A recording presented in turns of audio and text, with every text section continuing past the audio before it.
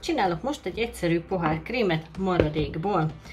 Ez a barackos hab, ez a gesztenyés alagútból maradt ki, és ezen kívül fogok használni, megnéztem mi van a szekrényben, és van benne nápolyi, úgyhogy ezt fogom felhasználni.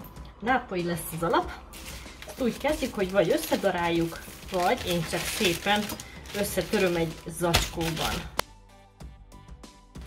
Hogyha ez megvan, akkor ketté osztom 2 pohárba. Egyébként ezt bármilyen kimaradt habból elkészíthetitek, mivel ugye töltelék is van a nápolyiban.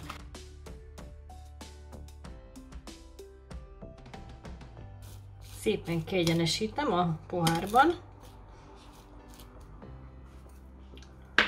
és egyszerűen csak rákanalazom ezt a barackos habot. Tetejét barackkal és egy kis maradék nápolyival díszítem.